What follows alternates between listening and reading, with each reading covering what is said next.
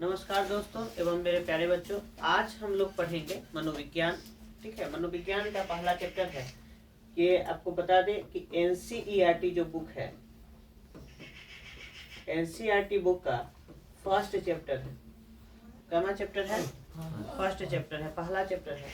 पहले चैप्टर का नाम है क्लास का। अगर बात किया जाए तो ये किस क्लास से संबंधित है? 12th से संबंधित है। सब्जेक्ट है आपका साइकोलॉजी। पहले पाठ का नाम है मनोवैज्ञानिक गुणों में भिन्नताएं। इस पाठ को पढ़ने के बाद हम क्या क्या जानेंगे, क्या क्या सीखेंगे, इसकी इसमें चर्चा की गई।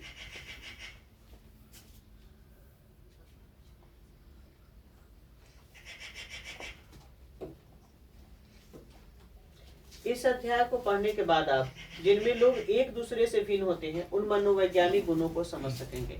इसको पढ़ने के बाद हम ये समझ सकेंगे कि लोग एक दूसरे से भिन्न क्यों होते हैं। हमको आज भी याद है जब हम लोग बच्चा हुआ करते थे और क्लास में कोई बच्चा अगर जल्दी सुना दिया तो ठीक है, और जो बच्चा नहीं सुनाता तो उसको खूब पिटाई लगती थी, चाहे बच्चा कितना क्यों नहीं पढ़ा। उसके पीछे रीजन क्या था, कारण क्या था?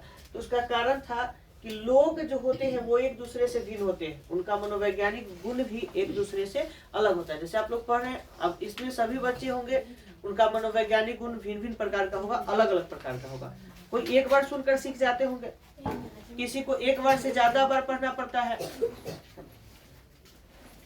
मनोवैज्ञानिक गुणों के मूल्यांकन के लिए प्रयुक्त विभिन्न विधियों को सीख सकेंगे। इस पाठ में हम क्या करेंगे तो मनोवैज्ञानिक गुणों के मूल्यांकन और उसमें प्रयुक्त विभिन्न विधियों को सीख सकेंगे।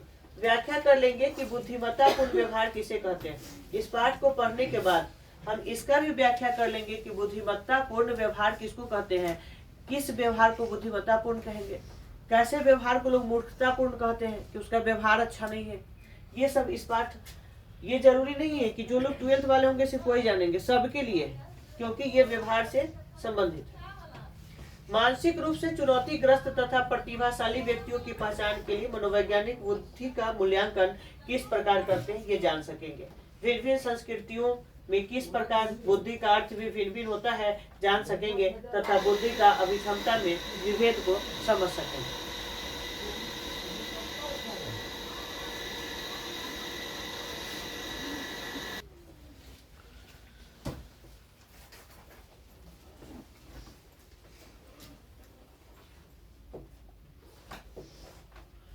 आज का विषय वस्तु रहेगा परिचय, मनोवैज्ञानिक प्रकारों में व्यक्तिगत भिन्नताएं, मनोवैज्ञानिक गुणों का मूल्यांकन, बुद्धि, बुद्धि के सिद्धांत, बहुबुद्धि का सिद्धांत, बुद्धि का त्रिचापीय सिद्धांत, बुद्धि की योजना, अवधान, भाव प्रबोधन और सहकालिक अनुक्रमिक मॉडल। बुद्धि में व्यक्तिगत भिन्नताएं क्या क्या है, बुद्धि में विचलन कैसे होता है, बुद्धि परीक्षणों के कुछ दुरुपयोग, संस्कृति तथा बुद्धि, सांवेगिक बुद्धि, संवेगता, बुद्धिमान व्यक्तियों की विशेषताएं और विशिष्ट योग्यताएं। इन सब प्रमुख टॉपिकों के बारे में हम लोग आज जानेंगे।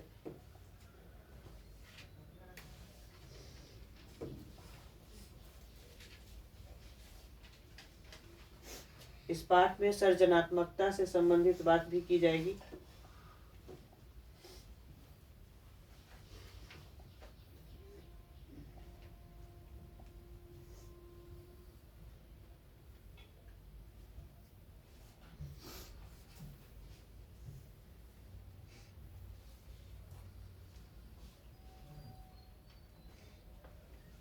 दिख रहा है?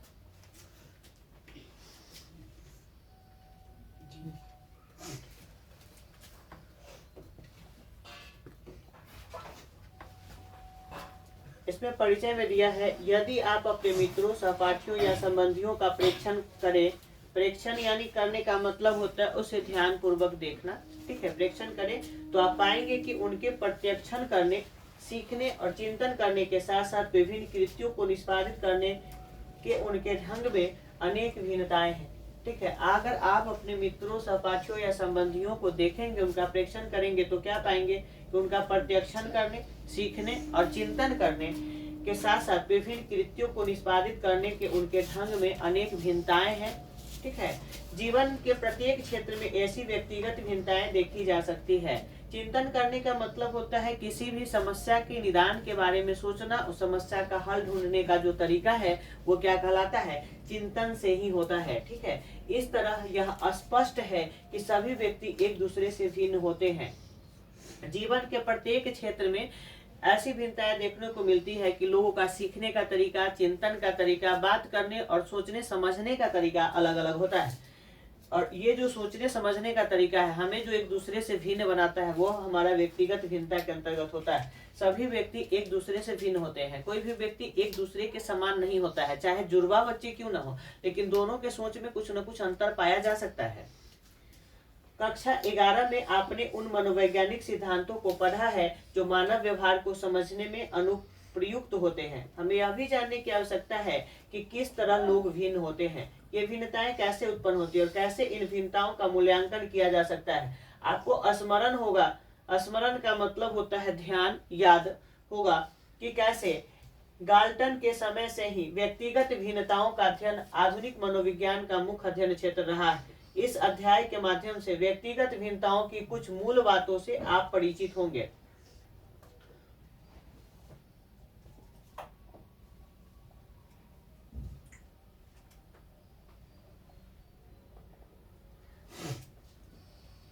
मनोवैज्ञानिकों के लिए रुचिकर प्रमुख मनोवैज्ञानिक गुणों में से एक बुद्धि है। लोग एक दूसरे से जटिल विचारों को समझने, पर्यावरण से अनुकूलन करने, अनुभव से सीखने, विविध प्रकार की तर्कनाओं में व्यस्त होने तथा विविध बाधाओं पर विजय प्राप्त करने की योग्यता में एक दूसरे से भिन्न होते हैं। इस अध्याय में आप बुद्धि का स्वरूप, बुद्धि का संप्रत्यय की बदलती परिभाषाएं, बुद्धि में सांस्कृतिक भिन्नताएं, लोगों की बौद्धिक सक्षमताओं की सीमा और उनमें विचलन तथा विशिष्ट योग्यताओं या अभिक्षमताओं की प्रकृति के बारे में पढ़ेंगे।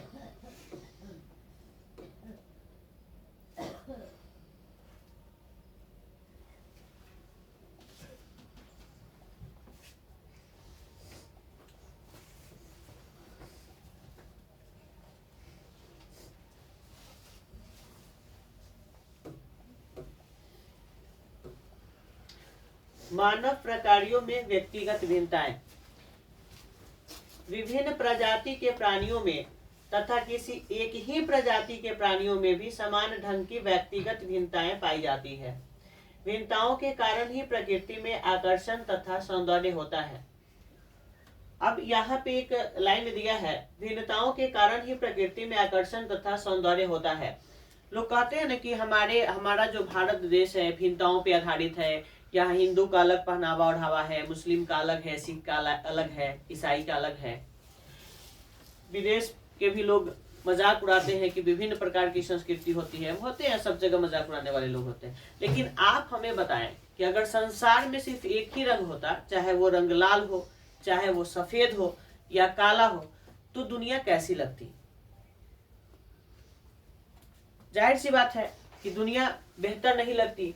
लेकिन जब रंग बिरंगा जो हमारा समाज है, हमारी संस्कृति है, ये इसी के कारण हमारे देश का सौंदर्य बना हुआ है। विभिन्नताओं के कारण ही हमारे देश की सुंदरता बनी हुई है।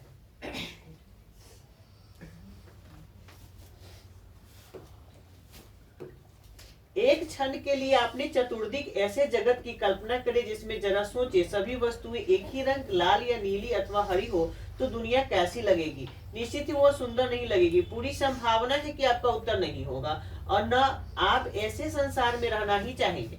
वस्तुओं की तरह मनुष्यों में भी विविधताएं पाई जाती है। प्रत्येक व्यक्ति में भिन्न भिन्न विशेषकों का सम्मिश्रण होता है।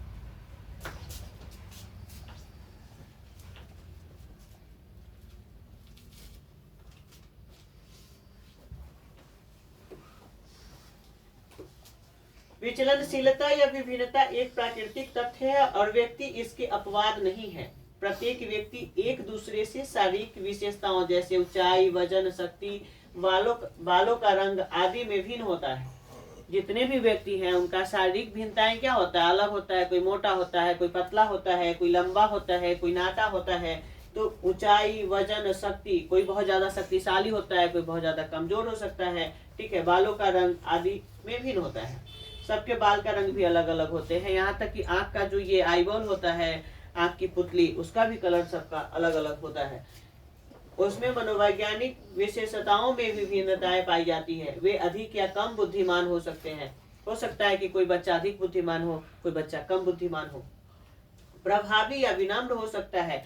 हो सकता है कि किसी के बात से आप तुरंत इफेक्टिव हो जाते होंगे, प्रभावित हो जाते होंगे, और किसी के बात का कोई फर्क ही नहीं पड़ता होगा। हो सकता है कोई व्यक्ति बहुत विनम्र हो सकता है, हो सकता है कोई व्यक्ति बहुत क्रोधी स्वभाव का हो सकता है। उच्च मात्रा में सृजनशील या बिल्कुल भी सृजनशील नहीं हो सकते हैं तथा जावक या विनिर्वर्तित हो सकते हैं। भिन्नताओं की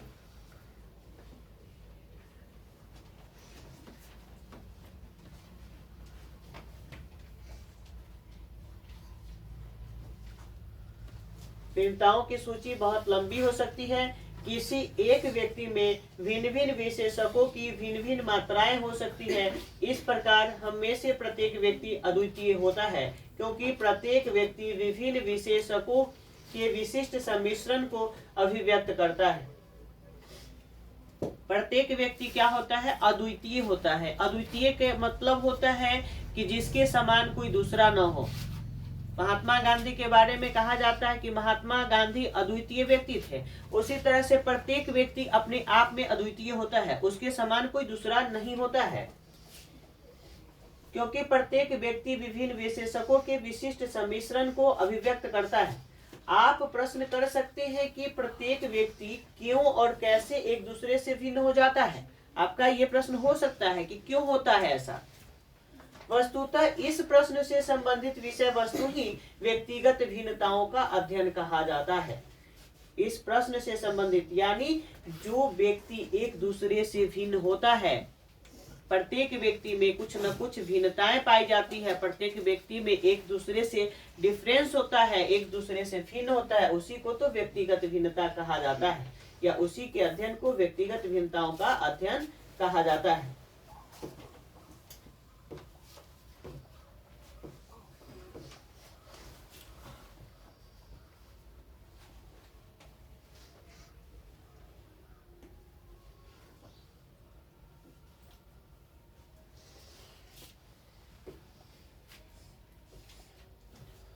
मनोवैज्ञानिकों के लिए व्यक्तिगत भिन्नताओं का अर्थ है कि व्यक्तियों की विशिष्टताओं तथा व्यवहार के स्वरूपों में पाया जाने वाला वैशिष्ट तथा विचलनशीलता।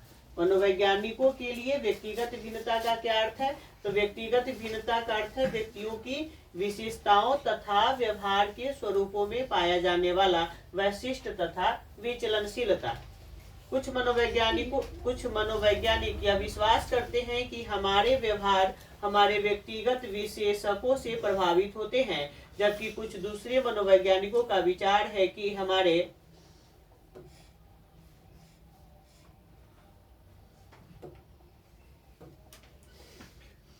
व्यवहार स्थिति परक कारकों से अधिक निर्धारित होते हैं।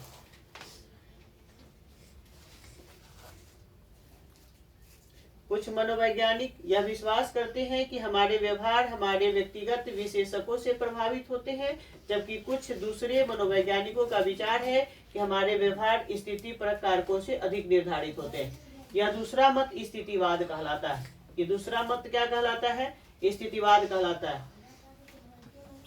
हमारे व्यवहार स्थिति परक कारकों से अधिक निर्धारित होते हैं। अब इस पंक्ति को समझने के लिए आप इस चीज को समझिए। जैसे एक व्यक्ति, अगर मान लेते हैं कि एक व्यक्ति कहीं ऑफिस में काम कर रहा है, तो वो अपने जूनियर पे यानी जो नीचे काम करने वाले लोग हैं उसके साथ थोड़ा रूड बिहेव करता है, सख्त बिहेव करता है, थोड़ा सा कभी कभी उस पर गुस्सा भी करता है, क्रोधित भी हो जाता है। लेकिन वही इंसान जब अपने सीनियर के पास होता है तो उस समय वो बिल्कुल नम्र व्यवहार करने का एक्टिंग करता है, या फिर नम्र व्यवहार करता है।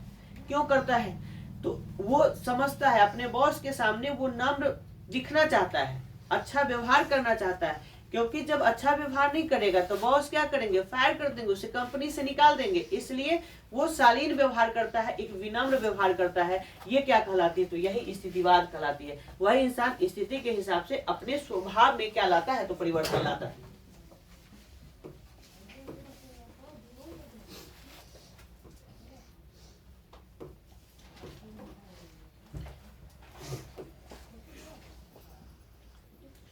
जिससे यह मानता है कि किसी व्यक्ति का व्यवहार उसकी परिस्थिति या वर्तमान दशाओं से प्रभावित होता है। एक व्यक्ति जो सामान्यतः आक्रामक प्रवृत्ति का है, अपने सर्वोच्च अधिकारी की उपस्थिति में बहुत विनम्र व्यवहार करता है। कभी कभी स्थितियों का प्रभाव इतना शक्तिशाली होता है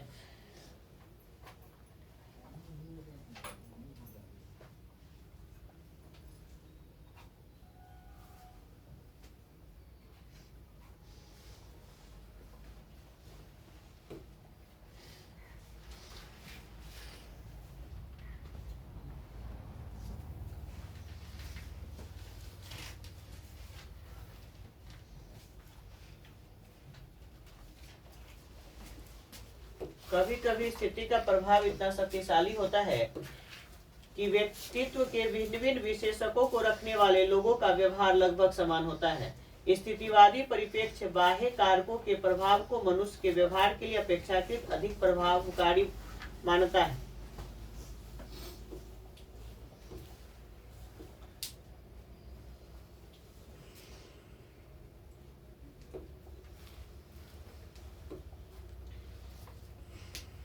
मनोवैज्ञानिक गुणों का मूल्यांकन। व्यक्ति के मनोवैज्ञानिक गुणों का संबंध बहुत सरल घटना जैसे किसी उद्दीपक के प्रति अनुक्रिया करने में लगने वाला समय अर्थात प्रतिक्रिया काल से भी होता है और बहुत अधिक व्यापक संप्रत्यय जैसे प्रसन्नता से भी होता है। मापन करने योग्य समस्त मनोवैज्ञानिक गुणों को परिभाषित करना और उनकी सूची बना पाना एक कठिन कार्य है। किसी मनोवैज्ञानिक गुण को समझने का पहला चरण उसका मूल्यांकन करना है।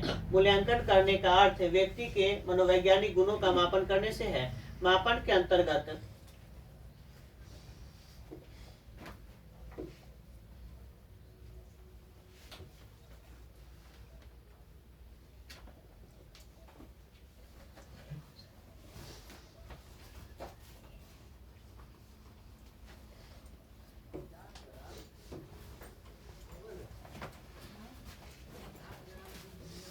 मूल्यांकन करने का अर्थ व्यक्ति के मनोवैज्ञानिक गुणों का मापन करने से है।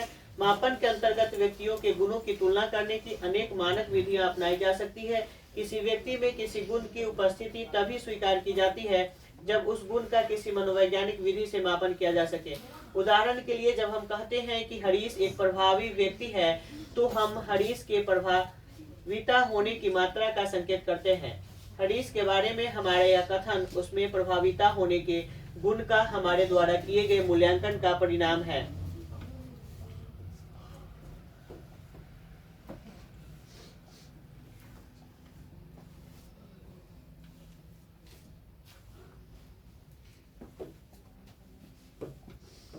किसी गुण का मूल्यांकन अनौपचारिक अथवा औपचारिक हो सकता है। औपचारिक मूल्यांकन वस्तुनिष्ठ, मानकीकृत तथा व्यवस्थित रूप से किया जाता है। दूसरी ओर अनौपचारिक मूल्यांकन जिन व्यक्तियों का किया जाना है उनके बदल जाने तथा मूल्यांकन करने वाले व्यक्ति के बदल जाने से परिवर्तित होता रहता है, जिससे प्राप्त परिणाम या मूल्यांकन की व्यक्तिनिष्ठ व्याख्या होने लगती है। वैज्ञानिक गुणों के औपचारिक मूल्यांकन के लिए मनोवैज्ञानिकों को प्रशिक्षित किया जाता है।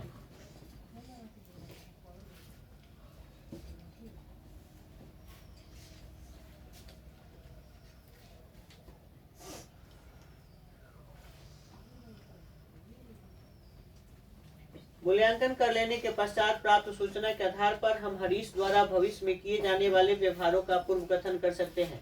हम यह पूर्व कथन कर सकते हैं कि यदि भविष्य में हरीश को किसी दल का नेतृत्व करने का अवसर दिया गया तो उसके एक सत्तावादी नेता होने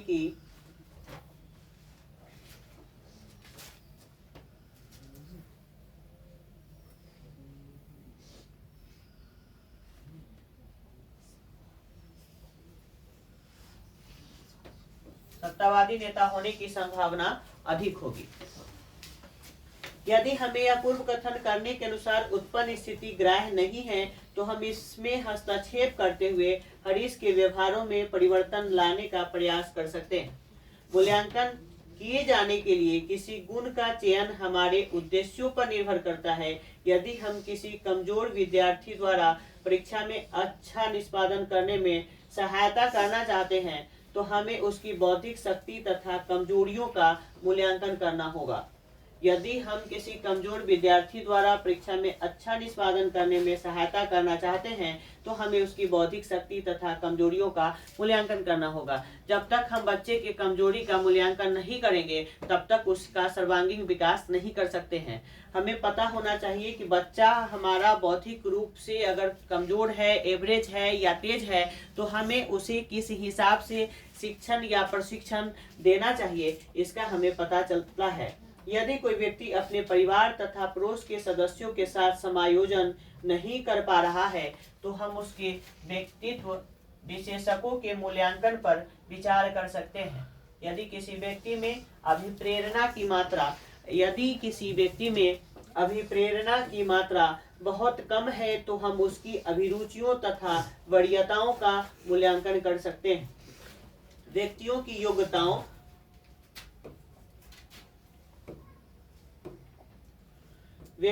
योग्यताओं, व्यवहारों और व्यक्तिगत गुणों के मनोवैज्ञानिक मापन में व्यवस्थित प्रशिक्षण की विधियों का उपयोग किया जाता है।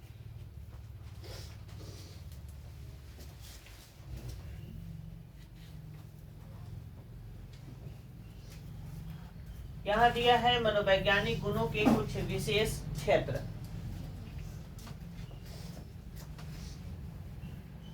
ठीक है, अगर नहीं दिखेगा तो बोलिएगा। मनोवैज्ञानिक गुण रेखीय अथवा एक विमीय नहीं होते, वे जटिल होते हैं। कैसे होते हैं? जटिल होते हैं। जटिल मतलब थोड़ा कठिन होता है और उन्हें कई विमाओं द्वारा व्यक्त किया जा सकता है। कोई एक रेखा बहुत से बिंदुओं का एक समूह होती है और बिंदु कोई स्थान नहीं घेरता। अब यहाँ देखिएगा, यही बिंदु है। बिंदु वह है जो नियत हो, जिसमें न लंबाई होता है, न चौड़ाई होता है और न ही मोटाई होता है, कुछ भी नहीं होता है।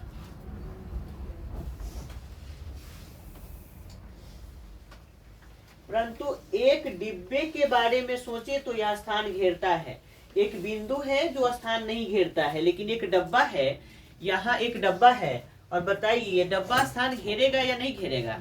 इसको कहीं भी रखते हैं तो ये एक स्थान घेरता है, काहे कि इसमें लंबाई है, चौड़ाई है, ऊंचाई है। ठीक है, और जब हम मैथ पढ़ेंगे तो उसमें 2D 3D के बारे में भी जानेंगे। डिब्बे का वर्णन इसके 3 विमाओं की सहायता से किया जा सकता है। ये 3 विमाएं हैं, इसकी लंबाई, चौड़ाई तथा ऊंचाई। यही स्थिति मनोवैज्ञानिक गुणों की भी होती है। ये गुण सामान्यतः बहुविमात्मक या बहुपक्षीय होते हैं। यदि आप किसी व्यक्ति का पूर्ण मूल्यांकन करना चाहते हैं तो आपको यह मूल्यांकन करना होगा कि वह विभिन्न क्षेत्रों जैसे संज्ञानात्मक, सांवेगिक, सामाजिक आदि में कैसा व्यवहार या निष्पादन करता है।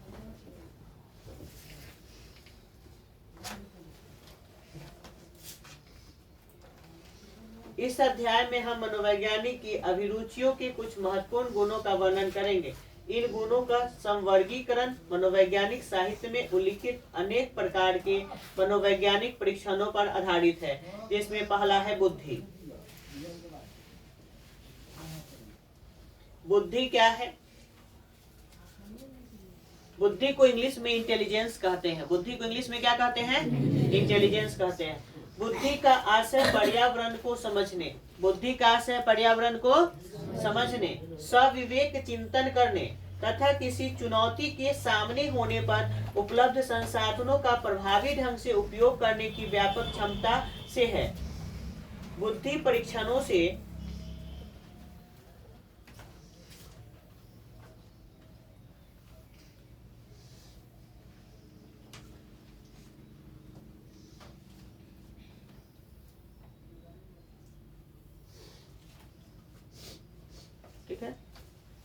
बुद्धि परीक्षणों से व्यक्ति की व्यापक सामान्य संज्ञानात्मक सक्षमता तथा विद्यालयी शिक्षा से लाभ उठाने की योग्यता का ज्ञान होता है। सामान्यतः कम बुद्धि रखने वाले विद्यार्थी विद्यालय की परीक्षाओं में उतना अच्छा निष्पादन करने की संभावना नहीं रखते, परंतु जीवन के अन्य क्षेत्रों में उनकी सफलता की प्राप्ति का संबंध मात्र बुद्धि परीक्षणों पर उनके प्राप्तांकों से नहीं होता।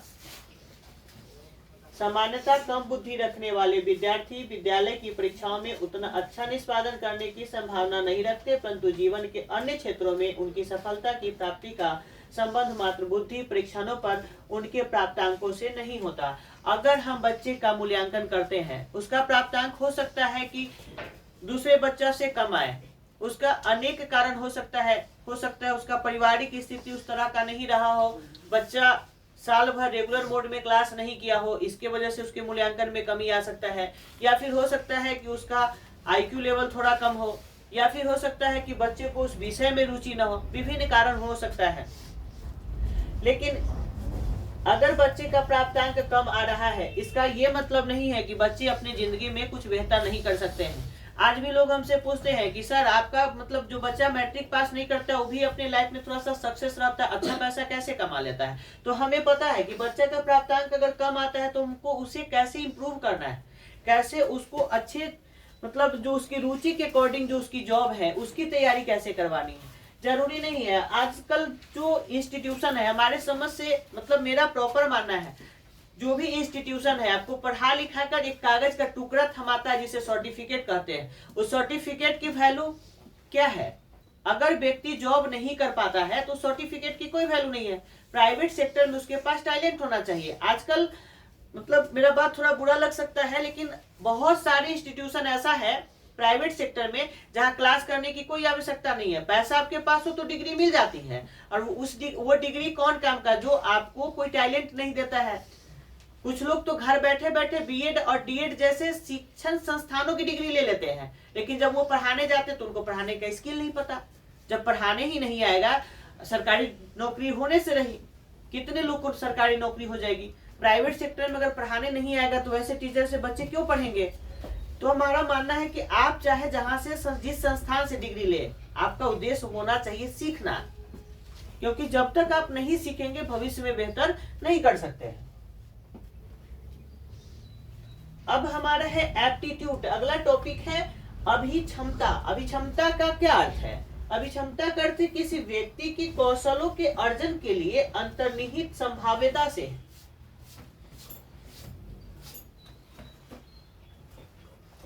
अभिक्षमता परीक्षणों का उपयोग यह पूर्व कथन करने में किया जाता है कि व्यक्ति उपयुक्त पर्यावरण और प्रशिक्षण प्रदान करने पर कैसा निष्पादन कर सकेगा। एक उच्च यांत्रिक अभिक्षमता वाला व्यक्ति उपयुक्त प्रशिक्षण का अधिक लाभ उठाकर एक अभियंता के रूप में अच्छा कार्य कर सकता है। इसी प्रकार भाषा की उच्च अभिक्षमता वाले एक व्यक्ति को प्रशिक्षण देकर एक अच्छा लेखक बनाया जा सकता है। अगर किसी व्यक्ति का, किसी बच्चे का भाषा की उच्च अभिक्षमता है तो वैसे व्यक्ति या वैसे बच्चे को प्रशिक्षण देकर ट्रेंड करके क्या बनाया जा सकता है, तो एक अच्छा लेखक बनाया जा सकता है। अभिरुचि। अभिरुचि का मतलब है इंटरेस्ट।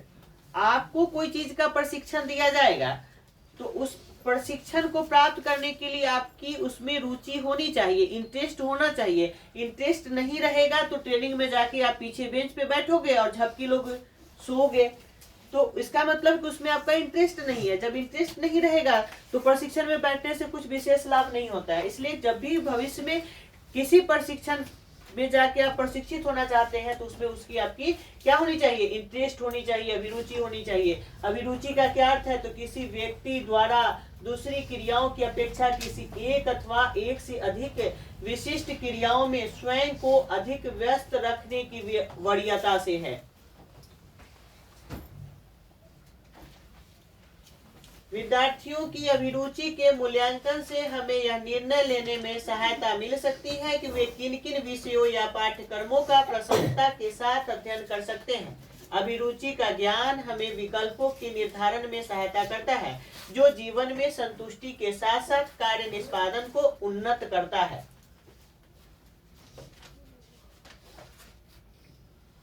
अगला है आपका व्यक्तित्व। व्यक्तित्व यानी पर्सनालिटी। पर्सनालिटी शब्द जो है पर्सोना से लिया गया है, जिसका अर्थ होता है मुखौटा। अब मुखौटा कहने का सेंस है कि आप लोग नाटक देखे होंगे, नाटक में कोई सामान्य आदमी है लेकिन बंदर का मुखड़ा लगा लेता है और एक पूछ बना, रेडीमेड पूछ बना के लगा लेता है और एक्टिविटी इस तरह से करता है कि आपको लगता है कि सचमुच का बंदर है। कोई बाघ का खाल पहन लेता है या उस तरह का पहनावा ओढ़ावा पहन करके एक्शन करता है, बाघ की तरह दिखता है, तो यही मुखौटा है। मुखौटा मतलब आदमी के अंदर का चेहरा कुछ और हो सकता है लेकिन बाहर वही दिखेगा हमको जो वो दिखाना चाहता है। आजकल एक फैशन बन गया है, सूट बूट टाई वाई लगा के लोग पहुंच जाते हैं पढ़ाने, लगता है कि हाँ बहुत ज्यादा योग होंगे, पर्सनालिटी वाले होंगे, लेकिन क्या पर्सनालिटी वेशभूषा है? क्या जो हम बेहतर तरीके से शर्ट पैंट पहन लेते हैं, टाई लगा लेते हैं, क्या यही पर्सनालिटी है? तो नहीं, सिर्फ बाहरी वेशभूषा हमारा पर्सनालिटी नहीं है। पर्सनालिटी हमारा बाहरी के साथ साथ आंतरिक भी होना चाहिए। पर्सनालिटी का अर्थ व्यक्ति की अपेक्षाकृत स्थायी प्रकार की उच्च विशेषताओं से है जो उसे अन्य व्यक्तियों से भिन्न बनाती है। पर्सनालिटी क्या करता है? दूसरे व्यक्ति से हमें डिफरेंस बनाता है, अलग बनाता है। व्यक्तित्व परीक्षण व्यक्ति की अद्वितीय विशेषताओं जैसे व्यक्ति प्रभावी है या विनम्र है, जावक है या विनिवर्तित, संवेदता स्थित है या तुनक मिजाज आदि का मूल्यांकन करने का प्रयास करता है।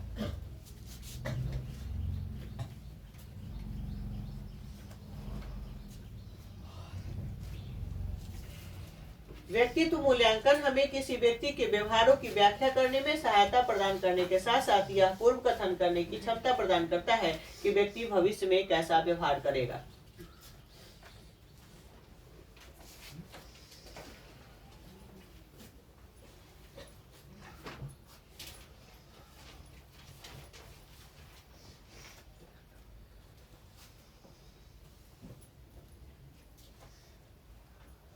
अगला पॉइंट है मूल्य, वैल्यू। यहाँ मूल्य का मतलब दाम नहीं है, मूल्य का मतलब वैल्यू है। जैसे आप सुनते होंगे कि अरे फलाना व्यक्ति, उसका बात छोड़ो ना, उसका तो समाज में कोई वैल्यू ही नहीं है, लोग कोई उसकी कदर ही नहीं करते हैं। वैल्यू आदर्श व्यवहारों से संबंध में व्यक्ति के अस्थायी विश्वास होते हैं। व्यक्ति के मूल्य उसके जीवन में व्यवहारों के लिए एक मानक निर्धारित करते हैं और उन्हें निर्देशित करते हैं। मूल्य द्वारा ही व्यक्ति दूसरे व्यक्तियों के व्यवहारों के औचित्य का मूल्यांकन करता है। मूल्यों के मूल्यांकन में हम किसी व्यक्ति के प्रभावी मूल्यों का निर्धारण करते हैं। उदाहरण के लिए मूल्यांकन द्वारा हम यह जानना चाहते हैं कि किसी व्यक्ति में राजनीतिक, धार्मिक, सामाजिक, आर्थिक आदि मूल्यों में कौन सा मूल्य उसके व्यवहार को निर्देशित करने हेतु प्रभावी रहता है। अगर हम किसी का मूल्यांकन करते हैं तो यह जानना चाहते हैं कि व्यक्ति में कौन सा गुण है। क्या वो राजनीति में ज्यादा इंटरेस्टेड है या फिर समाज सेवा में ज्यादा इंटरेस्टेड है, पढ़ाई में ज्यादा इंटरेस्टेड है, या कोई काम करने में ज्यादा इंटरेस्टेड है, या फिर वो सोशल वर्क, चाहे धार्मिक वर्क हो या फिर कोई आर्थिक काम में। अब कोई कोई व्यक्ति होता है कि नहीं, हमें कोई पूजा पाठ धर्म कर्म से मतलब नहीं है, हमें तो अर्थ से मतलब है, पैसा आना चाहिए, ठीक है, उसके लिए हमें भोजन बनाना होगा, भोजन बनाएंगे, दूध बेचना होगा, दूध बेचेंगे, यानी हम अपना आर्थिक मूल्य के लिए काम करेंगे। तो हर व्यक्ति का जो वो वर्क होता है, क्या होता है, तो अलग अलग हो सकता है। और मूल्यांकन हम उसी आधार पे करेंगे कि किसी व्यक्ति में राजनीतिक, धार्मिक, सामाजिक, आर्थिक आदि मूल्यों में उसका मूल्य जो है उसके व्यवहार को निर्देशित करने हेतु कौन सा गुण प्रभावी रहता है। मूल्यांकन की विधियां, मूल्यांकन की विधियों के बारे में अब जानेंगे। मनोवैज्ञानिक मूल्यांकन के लिए अनेक विधियां प्रयुक्त की जाती है। इसमें से कुछ विधियों के बारे में आप कक्षा 11 में पढ़ चुके हैं। आइए हम फिर उनकी प्रमुख विशेषताओं का पुनः स्मरण करें। पहला है मनोवैज्ञानिक परीक्षण, साइकोलॉजिकल टेस्ट। व्यक्ति की मानसिक तथा व्यवहारपरक विशेषताओं का वस्तुनिष्ठ तथा मानकीकृत मापन होता है। ऊपर बताई गई सभी मनोवैज्ञानिक विशेषताओं, उदाहरणार्थ बुद्धि, अभिक्षमता आदि की सभी विमाओं के मापन के लिए वस्तुनिष्ठ परीक्षण विकसित किए जा चुके हैं। क्लिनिकल निदान, निर्देशन, क्रमिक चयन, स्थानन तथा प्रशिक्षण आदि कार्यों में इस प्रशिक्षणों का व्यवहार रूप में उपयोग किया जाता है। आज के लिए इतना ही रहने देते हैं। कल हम लोग ना ये मनोवैज्ञानिक प्रशिक्षण, साक्षात्कार इत्यादि के बारे में अगले दिन पढ़ेंगे।